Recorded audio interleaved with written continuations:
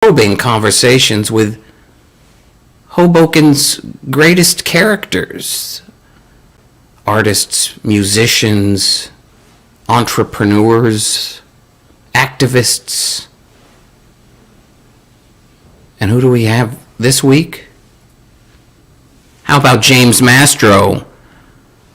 You might know him as the owner of the Guitar Bar. You might know him as a member of the Bongos, or the leader of the Health and Happiness Show,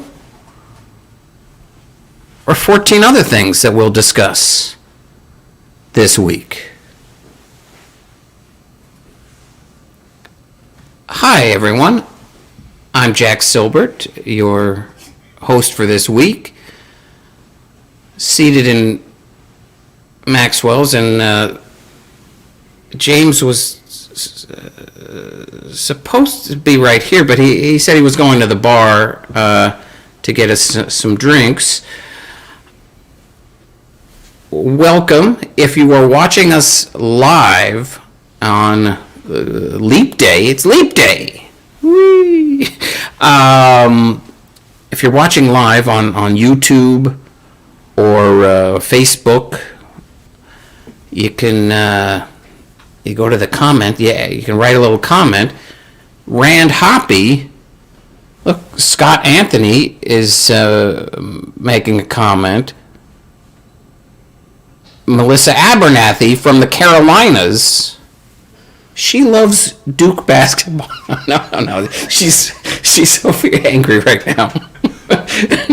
She doesn't care for Duke. But just like Melissa and Scott did, you can add a comment, and our director, Rand Hoppy, as long as you're polite, he'll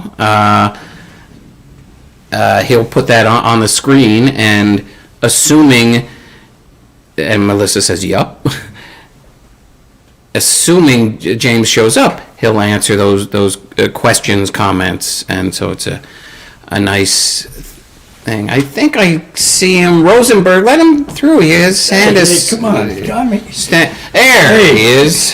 How are you, Jack? Oh, I'm doing fine, thank you. What a line at the bar. It's the hottest spot in town. Cheers. Slancha.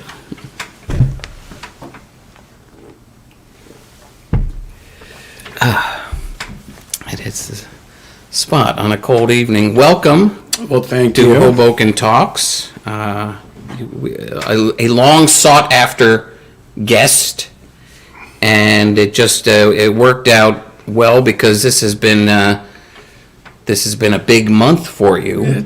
And we'll get more into this later, but your first solo album This is true. is out. I happen to have a copy right in my pocket. Look at that.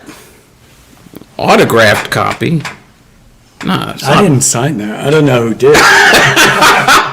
I think Jill Richmond may have, but excellent new album. The songs heard on WFMU. It's available at Tunes, both in the handy compact disc format, but also the vinyl. There's vinyl. First time vinyl in a long time. That's pretty cool. Yeah. And also, again, if you're watching this on the February 29th, or even if you're watching it on March 1st, March 1st is Bandcamp Friday. Correct. If you go onto bandcamp.com, or I have the app on my phone, and you just want to purchase a digital copy of the album, tomorrow is a great day to do that, along with previous Hoboken Talks guests, the Shrams, Karen Cool, there's Das Damen on there, I think they are. Yeah. But all the money, Bandcamp doesn't take a cut of the money on these Bandcamp Fridays, so the perfect day to make a... Perfect day, because rent is due. So it all comes together. So make the Bandcamp purchase in the morning so they can pay the rent in By the 3 o'clock. afternoon. Yeah, By 3 it's o'clock, great. actually. It's great.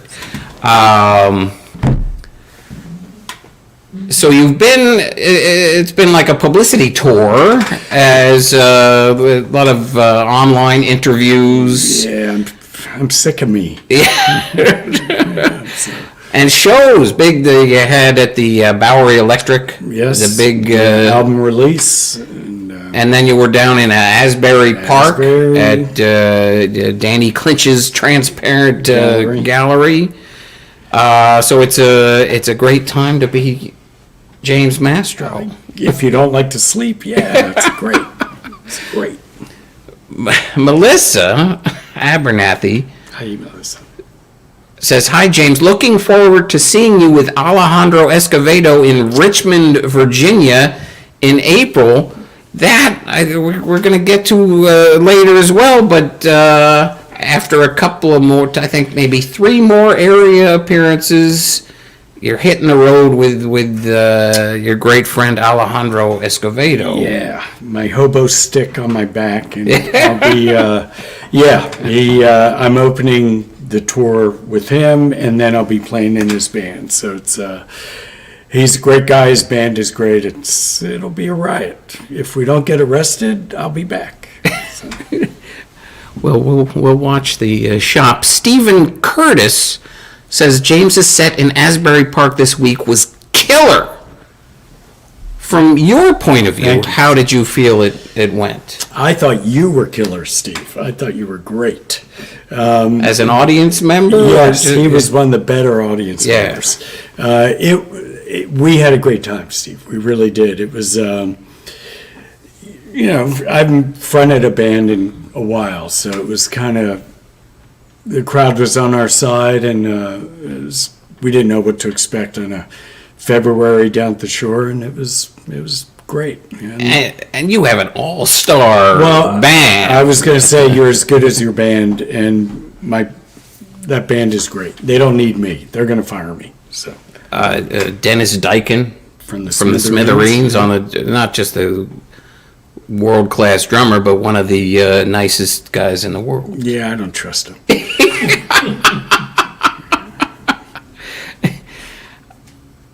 Tony Shanahan, Yeah.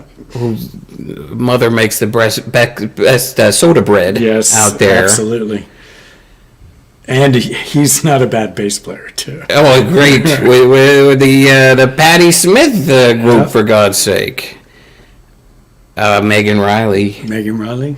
A wonderful, also on Bandcamp. Yes. MEGANREILLY. That's it. So And Chris Robertson on guitar. Chris Robertson, From Elk City. City. Killing it. It's almost too good of a band. They're too good. You're right. Will that band be at the 503 They will. Social Club with a reduced kit for We'll be, Dennis?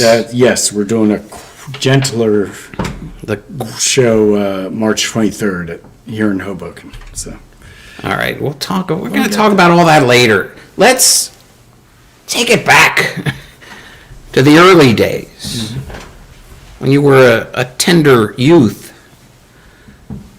Growing up where? Landing, New Jersey, which was Lake Apatcon. Our friend Tim lives in Lake Hopatcong, and the great John O'Toole says Jim Mastro, the richest man in town, Jack Silbert a close second. I'll take that. Anthony Janelli, hi guys, tuning in from Sonoma, California. Wow.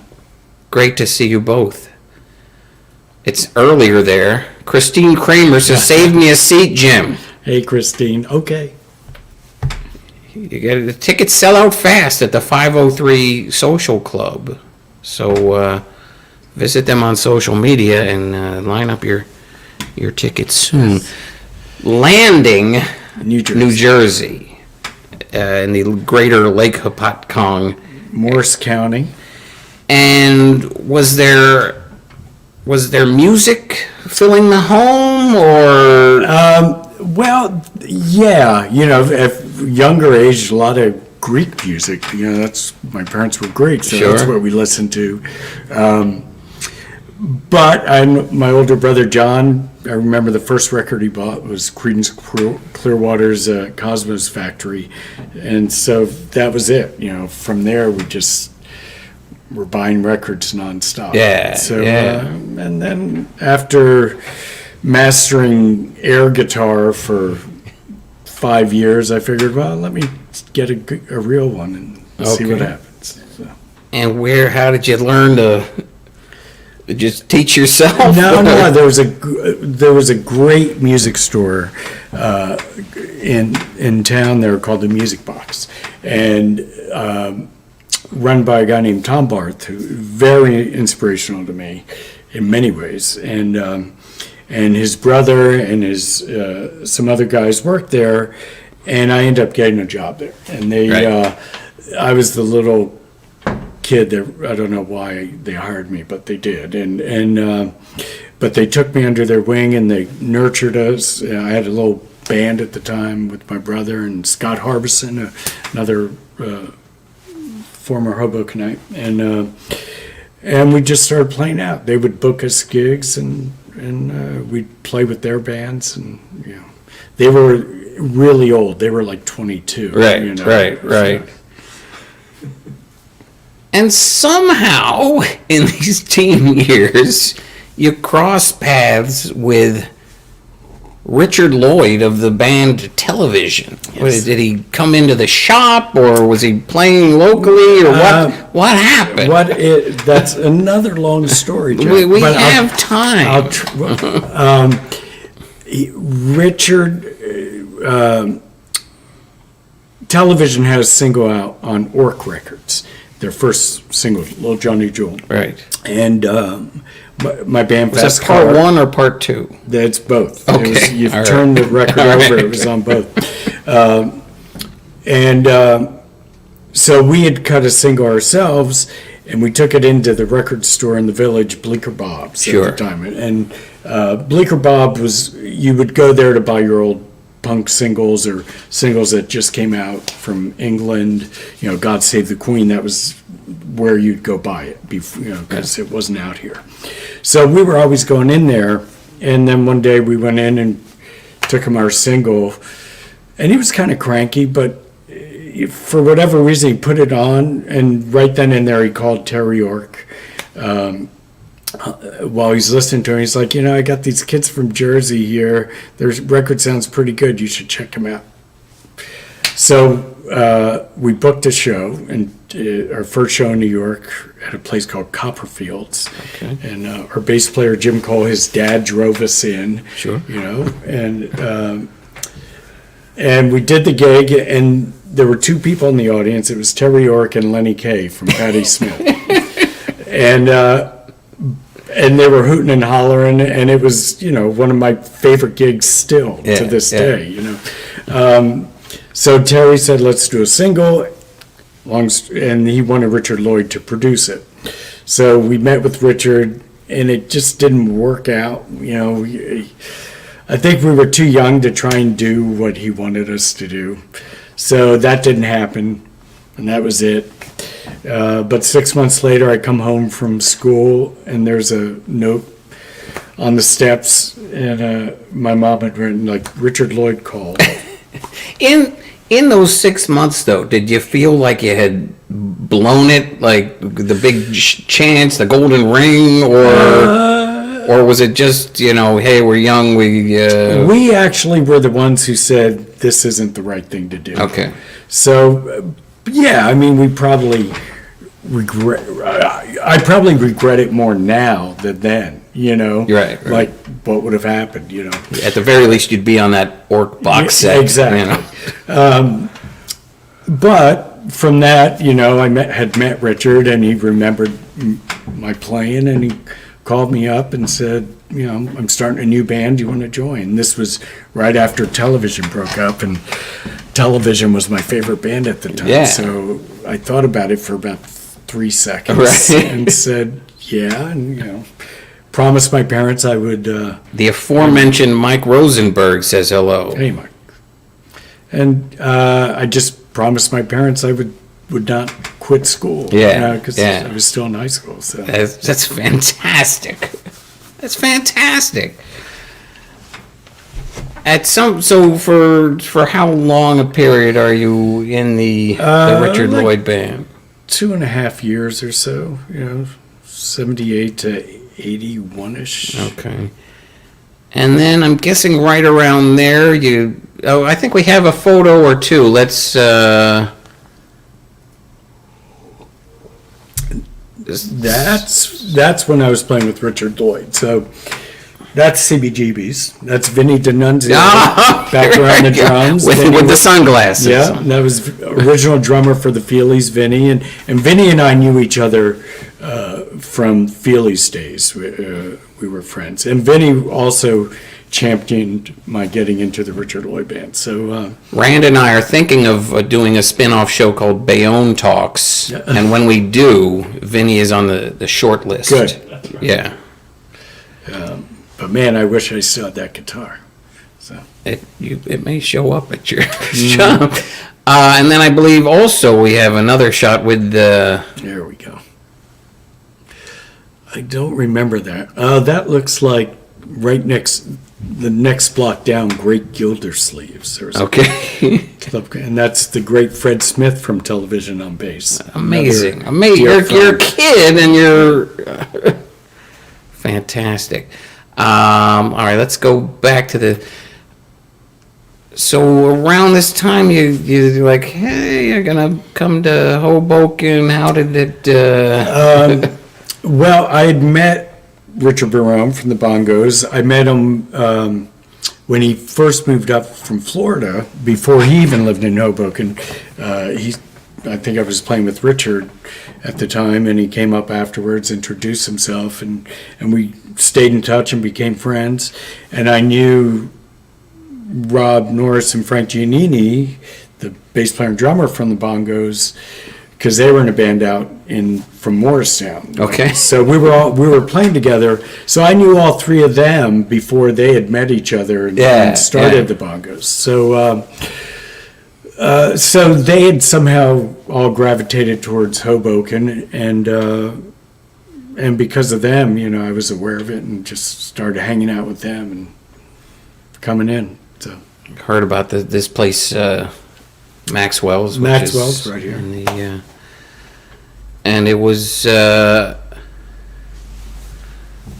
now, Rand, who is this? my bride. What?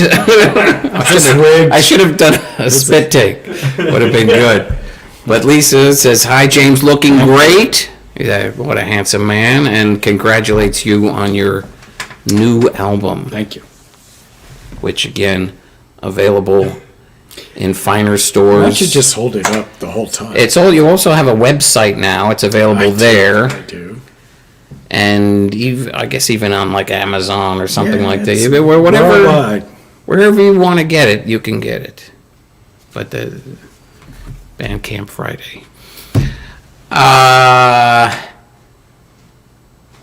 The Bongos form as a trio. Correct. I guess those guys had backed Glenn Morrow. Well, they weren't backing him. It was a different band. It was A, right. So it was part Glenn songs, half Glenn songs, Glenn Morrow, and half Richard Barone. So it was, just their own thing. They were a great band. I used to go see them all the time. And then, as bands do, they just kind of parted ways and became two other really good bands. Right. Bongos and Individuals. So.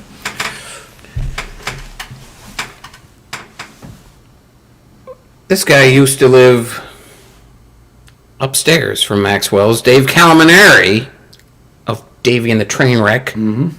Two of Hoboken's greatest all-stars, he says. And who do you like better, Dave? Don't answer that, Dave. The Bongos do an album, but then they want to, and there's an EP and they're thinking, and they come to you, they say, we need to beef up the sound, or what's The beef. Well, I would sit in with them every once in a while when they were a three-piece. So I was playing with them on and off, and I've had another band, and I think I might have still been with Richard at the time. So when I finished with Richard, I just kind of started playing with them more, and then it was an easy, fun band to, I didn't give it much thought, it just I kept showing up. Right. So. But then it gets like, some national attention, and that's pretty cool. It was cool. Yeah. We got signed to RCA, and we toured a lot. Who are these young men? Look at this. Only Rob knows where the camera is. Yeah. What was I looking at? And then give me the timeline on this, because you do the EP, Numbers with Wings.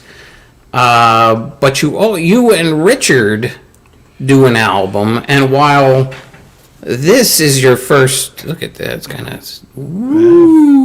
it's on fire.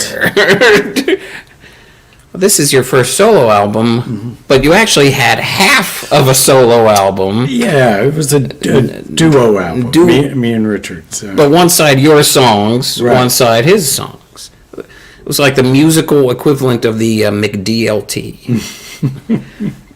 And this, I believe, is a publicity photo from that. It is. I'm always looking. There's something over there. What am I doing? I don't know. But was that before the EP? Yeah, was it just after? It was before. Interesting. And it was. We were in the process of negotiating with the RCA for the contract, and our lawyer said it's going to take a year and a day to get this contract done, and he was right on exactly a year and a day. So with keeping that in mind, Richard and I were like, well, what are we going to do? So we were friends with Mitch Easter down in North Carolina, Winston-Salem, who had a great little studio, drive-in studios. So we just decided to go down and hang out, and it turned into a record, and so that was nuts and bolts. Speaking of the Bandcamp and whatnot, and I know, again,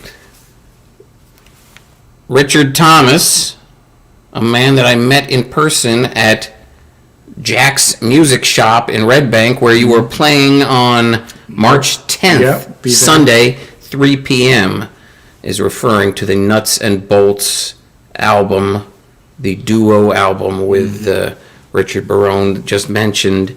But I think you had mentioned to me in the past 2 years or so something about getting that album back out in the world. Yeah, I got a lot of plans, Jack. I need people. I need people to do this for me. But yes, Richard and I've talked about re-releasing that. But even on the Bandcamp would be, we can do it. We can do it. We're going to do it. Okay. We'll do it. All right.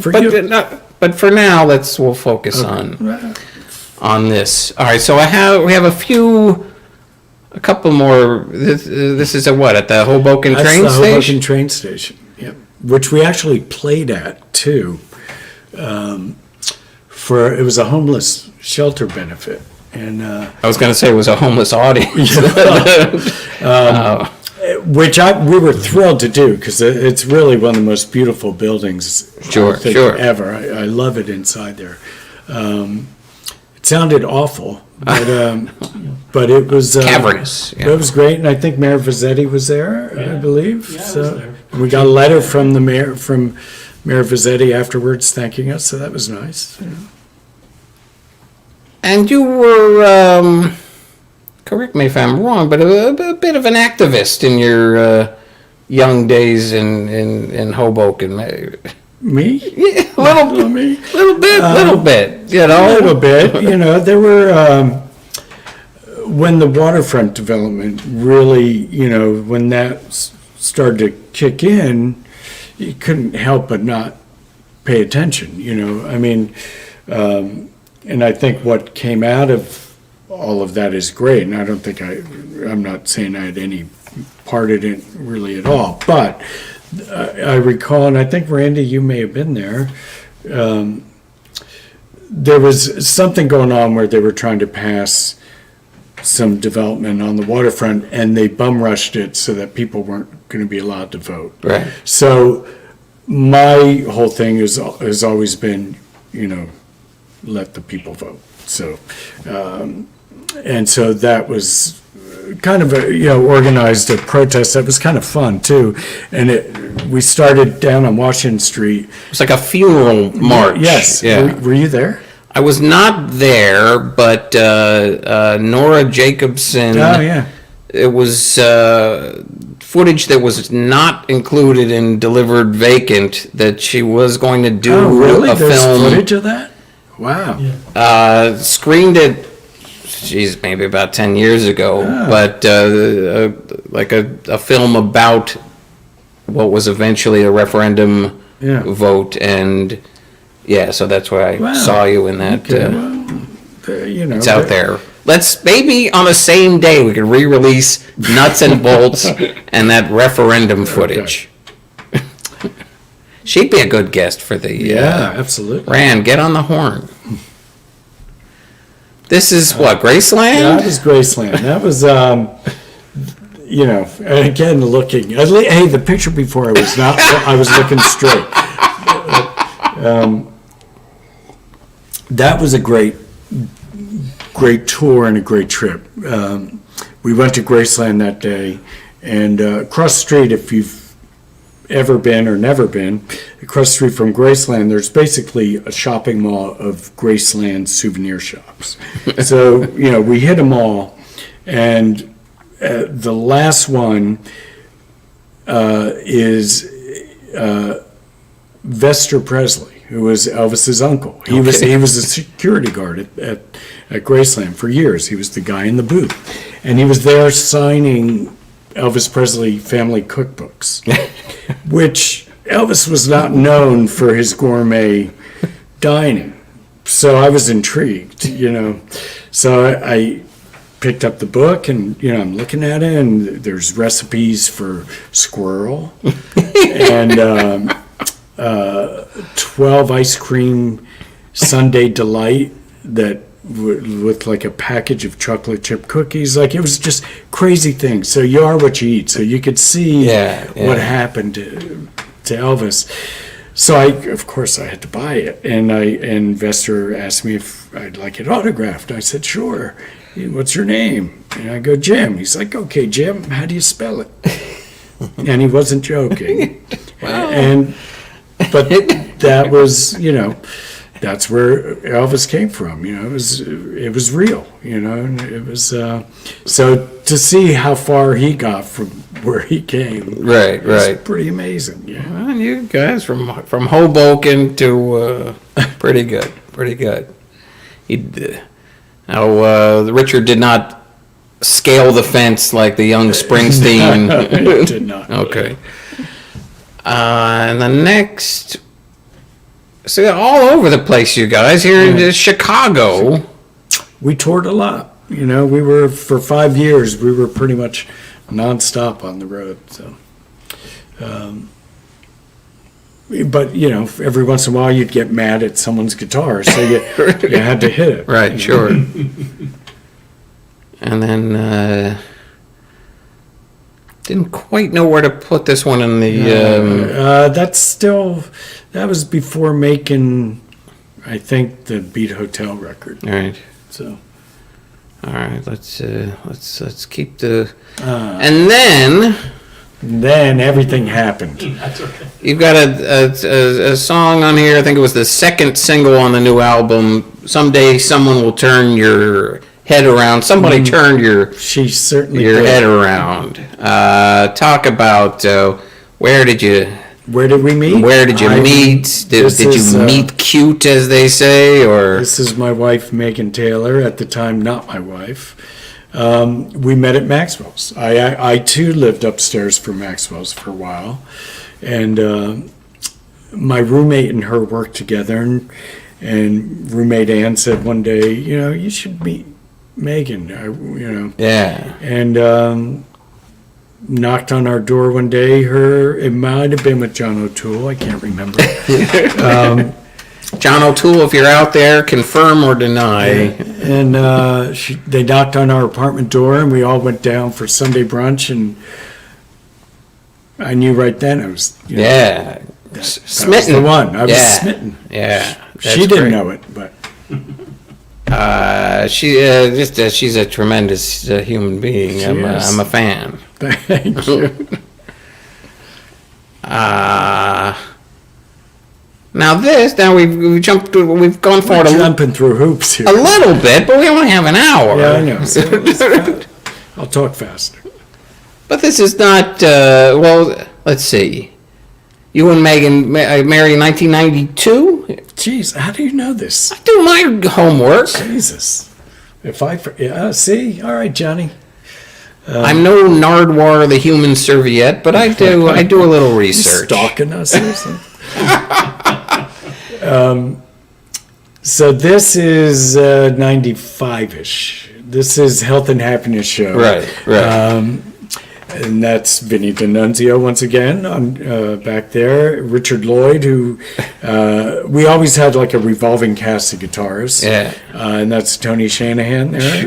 Or keep it in the family. yeah. Why not? And this was a pretty wild time for Health and Happiness Show, because anytime you throw Richard Lloyd in the mix, it's going to be crazy and fun and unexpected. And this was a tour that we did with Butch Hancock, a famous Texas troubadour, and it was an unlikely pairing of us with him, especially with Richard, but it worked so well, and we toured with him, we opened for him, and then we were his band, and it was just, I've never laughed so much in my life. It was great. And I moved to Hoboken in 1994, so seeing the Health and Happiness Show at Maxwell's, that was kind of my introduction to the world of James Mastro. I'm sorry.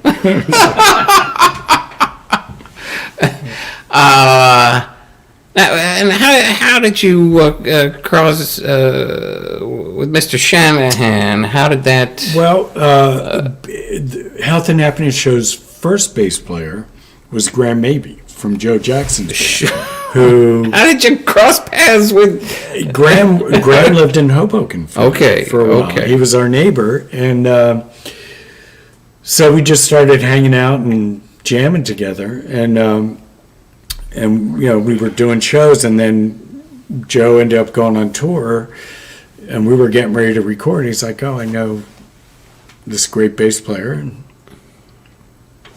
thank you, Mike. Rosenberg says those Butch Hancock shows were great. Did you ever play with Wayne Hancock? Wayne the Train? On the same bill with him. Never played with him, but yeah.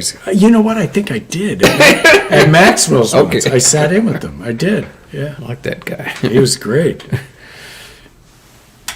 While we're in the 90s, Rand, I forget what the next photo is. What's happening here? Rand, what did you... This is not an approved photograph. What is going... Well, Rand, explain yourself. as I like to tell people, I was married. Jim Mastro married me That's right. and my wife. Yeah. That was my first marriage. That was your first marriage. Yeah. All right. At the Elks Lodge here in Hoboken, the beautiful Elks Lodge. And And the great blessing at the end. by the power invested in me by the United States Postal Service, which I now pronounce you man in white. which raised an eyeball from your father-in-law. Of course. Was he not a minister? I believe. Yes. Yeah. So I was being scrutinized the whole service. So it was Yeah. wow. Yeah. So. That was, But it worked, right? it did. Still, My weddings are guaranteed.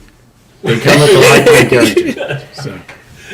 and Lisa commented earlier on the video here, so Right. So this was things are going very well. 95. This was 95. There you go. The else. All right. Let's go back to the two-shot for a second, as we're now sort of naturally flowing into romance and marriage and bliss. You So bring that out in people, Jack. You're just a love machine. O'Toole says Jim being cheeky.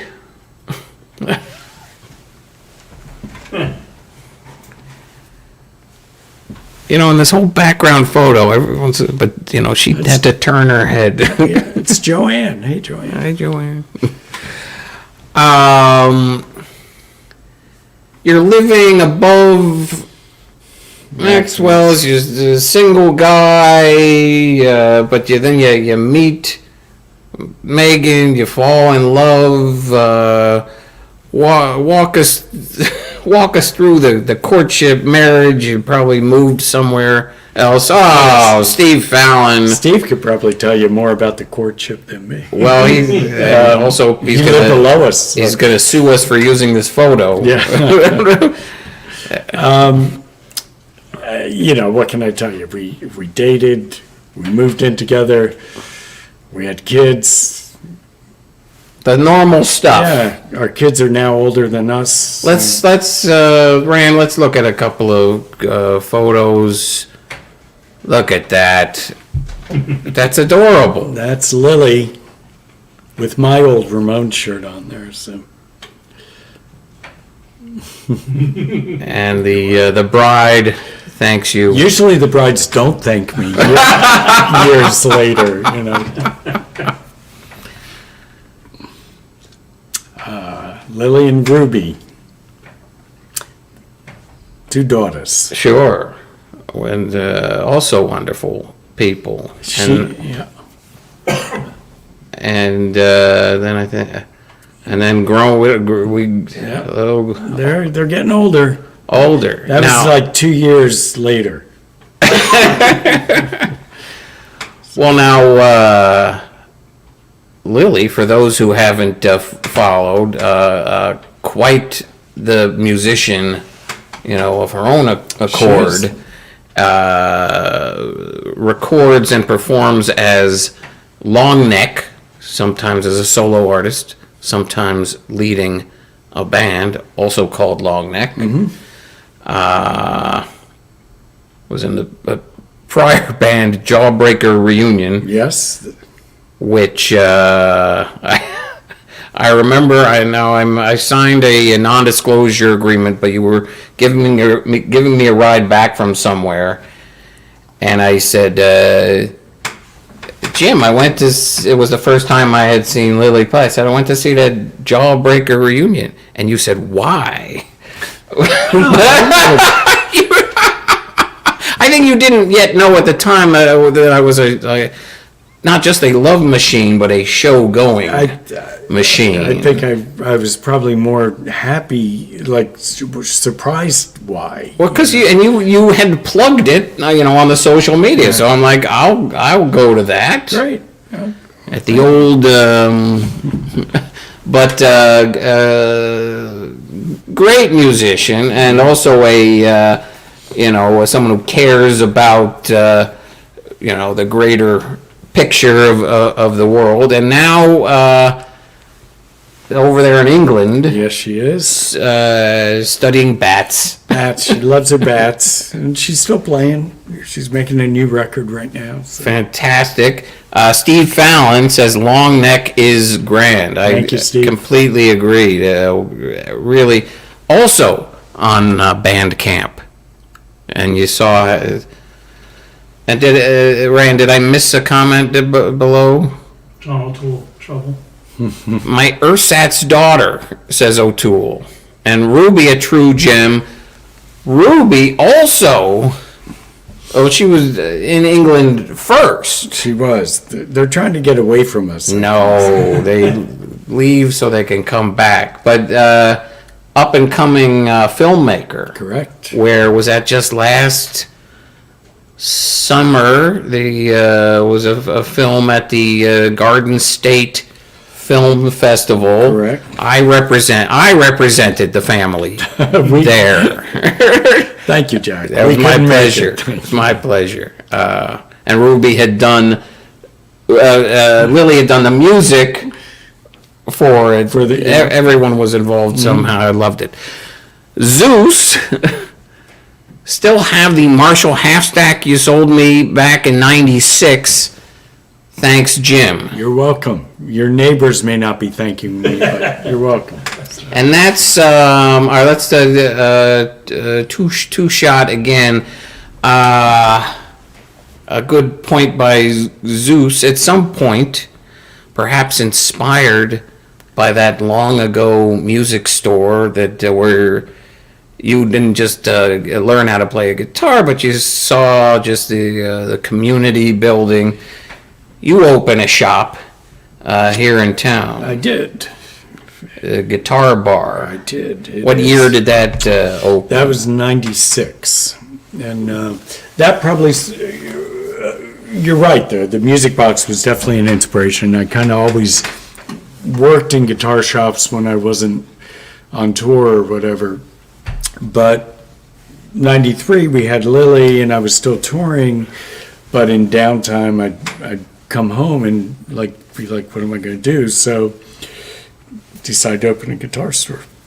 And, to this day, I'm still my best customer. But somehow that keeps it going. Had you moved out of Hoboken at that We moved. point? We moved out maybe 2000. Oh, that late. Okay. I don't know. Okay. I can't remember. 98, 2000, somewhere around there. Just to have a backyard and to have a driveway. I'd probably still have hair if I had a driveway when I lived in Hoboken. So. You gotta have the prosthetic legs and apply 3 times for a parking space. But I can show you the tricks Please. of the trade. Because I have 90s memories. I lived on Newark Street, and I would be walking to the path, not that early in the morning, and you were often walking the other way towards the guitar bar. Mm-hmm. So those were nice little. I wasn't pushing you out of the way or anything. No, it was nice. Yeah, we're just just people on their way to work, and it's been a very successful enterprise. It's hanging in. It's we're here. We're not going anywhere. So. Yeah, opened a second shop, which was successful for a long time, the Guitar Bar Junior on 11th Street. Mm-hmm. And also in the Heights, Guitar Bar JC. Uptown, whatever it's called. JC. Guitar Bar JC, and that is, give people the cross streets for that's that. That's on Palisades and Franklin, and that's been going about 9 years, I guess, or so. So again, the neighborhoods are always changing, and we're always meeting new musicians, which is great. Yeah, it's kind of nice, and. I even have had kids that took lessons work for me later on. It's blows my mind. It's kind of great. So. It's now even I don't play anything, but I have found myself in the shops on a variety of times, and it's kind of heartwarming for me to the employees are, and it makes sense because they know music, but it's the local musicians. It's an all-star. Well, you've had concerts with the Guitar Bar All-Stars, but it's Yeah, it's a good bunch of guys. So and gals. So I feel lucky. I really do. and they have a place to earn money when they're not performing. Yeah, which is kind of what I always did. So it kind of works. John O'Toole says, Jim sold me my acoustic Fender. That was an F260S from We Buy Guitars, 1985. Okay, you remember that guitar? Sure. But the warranty is over, John. Yes, I worked at We Buy Guitars on 48th Street when in the 80s. The old music district. Yeah, it was a great street. It's actually, when I first moved to Hoboken, that was I got that job, so that's what brought me here. Yeah, so. yeah.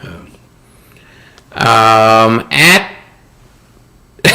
Steve Fallon says no returns. Wait, how are we doing on time?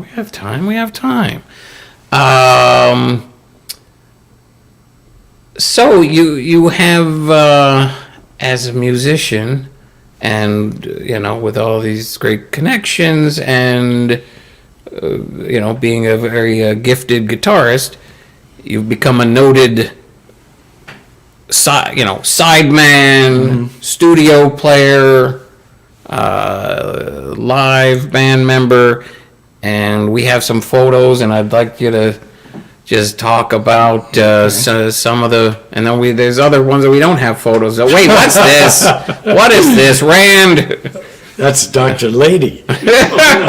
You haven't heard about Dr. Lady? He's like one of the most famous DJs in the area. Oh, I'm gonna have to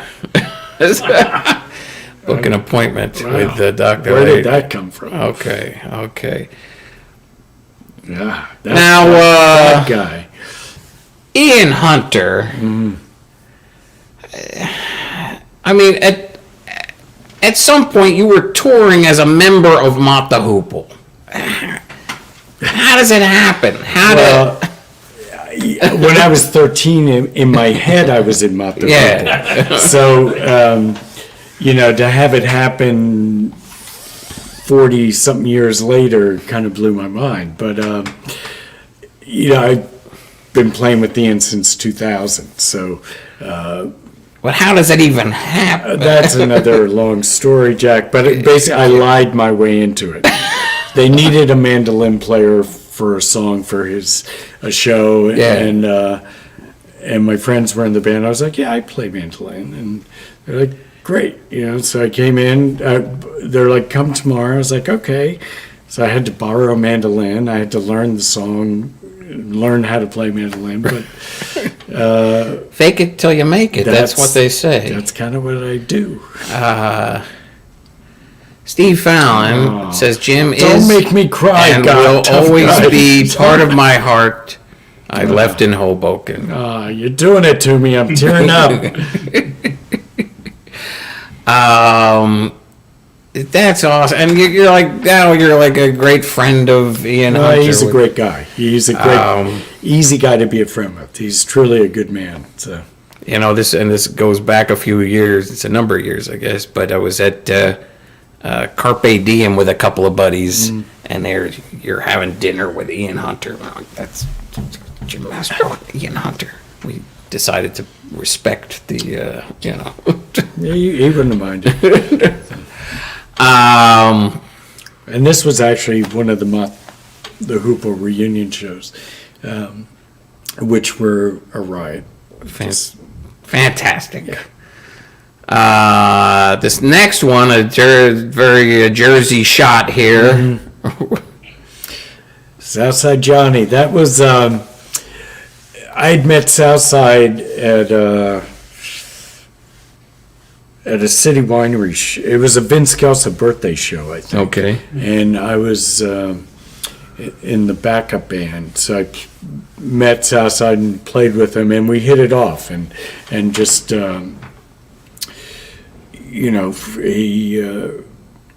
so they call me. They're like, well, we need a sub for a gig every once in a while. Would you be up for it? I was like, yeah, because I used to, as a kid, I used to go see Southside all the time. Sure.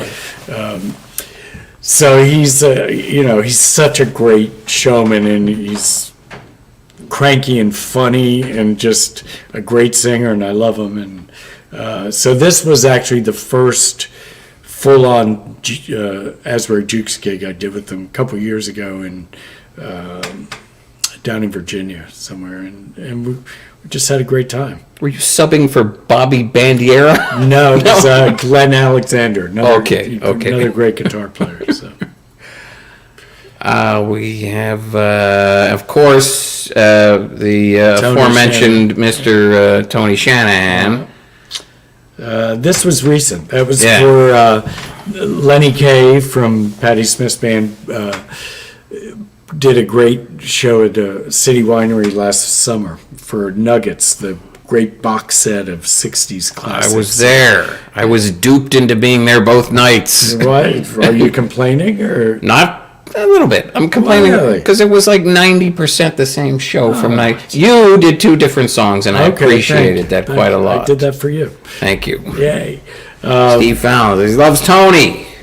So it was. Mention his mother's soda bread.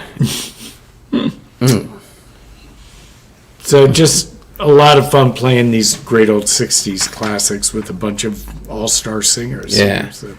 And Tony Shanahan produced this Yes, he album, did. which I don't think I've mentioned. It's called Dawn of a New Era. And this you got a bunch of all-star buddies on this. How about Steve Goulding from the Yes. Mekons is Great on drummer. there. The aforementioned Megan Riley. Karen Kuhl, former guest of Hoboken Talks. Christine Santelli. Santelli, all around town. Parks. Walter Parks, the long beard on And that some guy. guy named Ian Hunter's on there. Ian Hunter sings on a few tracks. And then also Hoboken Talks guest Dave Schramm. Jeremy Chatsky, who we just saw the other day. Ron Metz of the Shrams. Andy Burton. George Usher, Kate Jacobs, Freddie Johnston, Amy Allison. Why don't you own this already?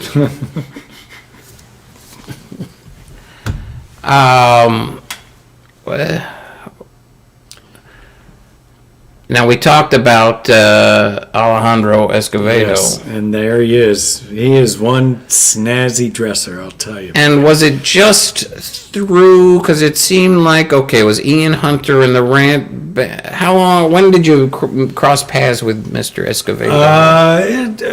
Well, even way back in Bongos days, Rank and File, we'd cross paths with them, his band back then, and I remember True Believers too. But more recent, probably about 15 years ago, where we started seeing each other more. And Alejandro's a huge Ian Hunter fan, and not the Hoople fan. So we both had that in common, and Alejandro had gotten ill, and there was a benefit album for him. So I approached Ian and Pura Vida. Yes, a wonderful record of people doing Alejandro songs, and so I just asked Ian if he would do this for me. He said, "Of course." And then they became friends. So it was great. I'm gonna say. Who wears the hat better? Steve Fallon wants I'm to gonna know. say Alejandro. That's a crazy hat, though, that Alejandro has on.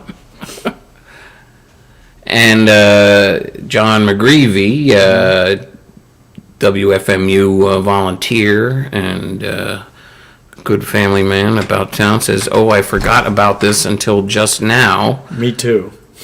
Will there be an area show with the Alejandro Escovedo tour? There will be. We're doing Bowery Ballroom on April 14th, and I'll be opening that show with the full band. Right. And then playing with Alejandro. So Fantastic. yeah, and he's the real deal. You never know what to expect, and it's. But for those of you not in this area, go Google Alejandro Escovedo tour and see if James may be coming to a town near you. Invite us. We'll come. What's for dinner? Why not? And this is another bandmate of It's my yours. other child. That is such a sweet dog. That's Bowie. The one with the smaller one. Right. Is Bowie. And he works in Guitar Bar. He's kind of holds it together. All right, and that's as we wind up, I'd love you to talk about what I feel has been a wonderful gift to Hoboken just very recently, but the opening of the 503 Social Club. Now, I had been at performances at Guitar Bar. I think I saw Frady Johnston play there downtown. And Guitar Bar Junior, you had a little more space, and there were a handful of great shows there. Garland Jeffries, and don't get me started on the Salas Humera, that whole thing. And then even in the Heights, there was a little, I think when they opened, you had a show. So I wasn't shocked, but I've just been so pleased so just, was it percolating in your head? Not at all. But that space, 503 3rd Street here in town, became available. And it's a single-story building, it's a big garage, basically. And, Nondescript, I'd say. Which I like. And it was for rent, and the realtor, Mark Zoltak, called me up and said, you should look at this space, because I think you could do something with it. And so I looked at it, and I was like, yeah, I could, but I can't. Mark Zoltak, the rock and roll realtor Yes. of Hoboken. Yes. So I wanted to, but I just talked myself out of it. And then my wife Megan was like, you really should do it. And so I looked at it again, and so it's become kind of a good little thing for me, Thank you. The great Susan Lawrence says hello, and that the album is terrific. And I guess you should tell Megan that she hopes to see her soon at the 503 We'll see you there. Social. Yeah. But it's been Danny Schott, the museum's poet in residence. Thanks you for 503. Thank you, Danny.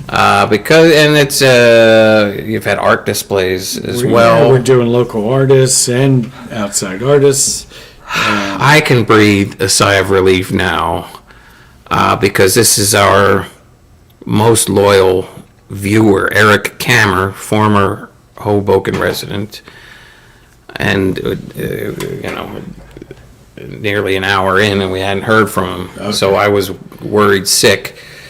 I know he's sometimes on the high seas, and the waters can get choppy. He says, "Nice show. Keep the music alive," and you're keeping it alive. Okay, you just want to mention some of the upcoming appearances at 503. Yeah, some good ones. We got the ones that are tickets are still available for. How about that? Okay, we've got a few left for Dave Schramm, local hero, and George Usher and Steve Almus are on that bill. So fantastic. If you want to hear amazing songs, that's a show to come. That's March 16th. I will be there if that sways people one way or the other. And then I'm playing there with my band on March 23rd. Fantastic. We've got there. the Silos are coming in, and Walter's Salasamera's also doing an art exhibit of his stuff so his Silo show will be kind of like the opening reception for it. He loves to draw dogs. Yeah, Yeah. I'm down with that. We actually, this coming Saturday, we have the opening reception for 4 women local artists, all great. Deborah Pohl, We love Jen her. Morris, We love her. Nancy Tompkins, and love her. Andrea Kronig. Also a Hoboken Talks guest, I think. That's true. And that's this Saturday, 7 to 9. So come see some great artists, and that's what we're trying And to do. to find about that, you can follow 503 Social Club on Instagram, And Facebook. on Facebook. And another little insider tip, you can look for them on Eventbrite, and you can follow the venue on Eventbrite. That's a little, I go to a lot of shows, and that's a little tip. We're just about out of time. Anything else you want to say to the folks out there? Yeah, I just want to thank you, Jack, for all you do. Well, it's an honor to know you, and it's an honor to have this conversation. I've come to you a few times with a Crying. You can't No, I'm saying no with like a journalistic cap on, and you've always made yourself available, and I appreciate it a lot. It's over now. This is it.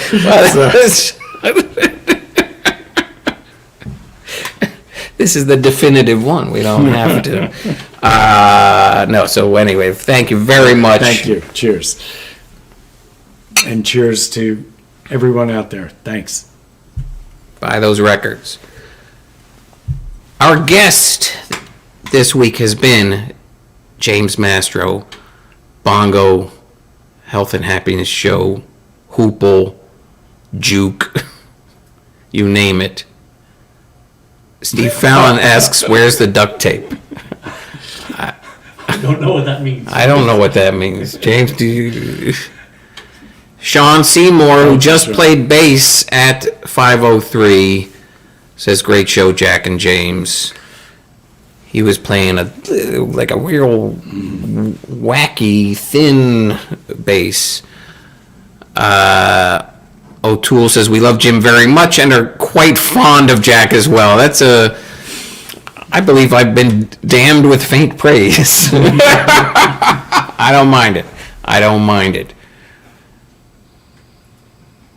There's another, this has been Hoboken Talks. The next one coming up, me again. My third, it's a trilogy that I've been working on. Jerry Fallow, she's an outgoing person, and she's the outgoing director of cultural affairs. She will tell all. That's on March 14th. And then after that, Michael Canarizza will be interviewed by Hoboken Mary DeGata. We wouldn't be here without the financial support of the New Jersey Historical Commission. How about the New Jersey Council for the Humanities, who provided a technology grant? The Shipyard Circle, these are the deep pockets. These are the people who've really given a lot. You don't need to be in the Shipyard Circle to support the museum. Come by and put a few bucks in the box when you enter, or buy a mug, or a T-shirt, or a chapbook, or go on the website and make a small donation. Why not? But we love the shit. We love everybody, but little, we do it. we do a screen of these people, which includes Gary and Beth Berman, Andy Carlson, Cynthia Cray. She's so cray. Chris Faulkner and Nancy Lynch, Beth Feinstein. How about Bob Foster and Holly Metz? Bob gets paid by the museum, gives the money right back. It's beautiful. Barbara Gross, who's a fellow cinephile. Valerie Huffnagel, who will dig up your yard and beautify it. And Susan Gamba. How about Larry and Diana Enriquez? Catherine Kingsbury, who's also a museum trustee. Niall Murray, some people call him Neil, but I say Niall. How about Merritt and Joan Patterson? Justin Silverman? David the Animal Steele? Archaeologist at large, Ellen Stewart? The T. Rowe Price Program for Charitable Giving. It's look into it. They're a good program. Now with a line break in his own line, Bill Tobias, trustee. How about my pals Kate Valenta and Alex Johnston? Nice family. Anthony Vetrano, and of course Peter Wiley. Iron State. Formerly Applied Housing, Iron State is they're the landlords here at the museum. Jim Mastro, you know what the rent is here? I don't. $1 a year. You should renegotiate. We're trying to get it down to 75 cents, but we'll deal with Iron State. The main exhibit at the museum right now is a photo show, and you don't want to miss it. You remember when I mentioned coming here and putting a few bucks in the box? On your way out, you'll be like, let me put some more money in here, because Benedict J. Fernandez was an amazing photojournalist. His career spans time at the Hoboken shipyard, where he worked and his father worked. And how about the campaign for civil rights, where he ended up trailing Martin Luther King Jr. for a year. A lot of great photos here. And you can see the hours that were open. When you come in, come on upstairs. That's where you can see where Hoboken Talks is filmed. You're like, oh, is that the chair that Rand sits in? And there's an exhibit up here by Jean-Paul Picard. It was just his wife Mary's birthday, so let's wish her a happy birthday. But he has these cool, like 3D, but they're 2D, and you just got to come here and look at them. I mean, this image gives you a brief look, but you got to come here and see it. The Hoboken Sweeps exhibit, and there's a closing event. You got to come soon. It's this Saturday, March 2nd, from 2 to 5. There may be refreshments, Rand? Mm-hmm. There's probably a little, I'm not, Some snacks. Little snack, light, I wouldn't say plan on it being a meal, but some snacks. There's another event this weekend on Sunday at 4 p.m. Remember Danny Schott, who thanked James Mastro for opening the 503 Social Club? And remember when I said he's the poet in residence at the Hoboken Historical Museum? He is hosting an event called Memory Gardens, celebrating Allen Ginsberg.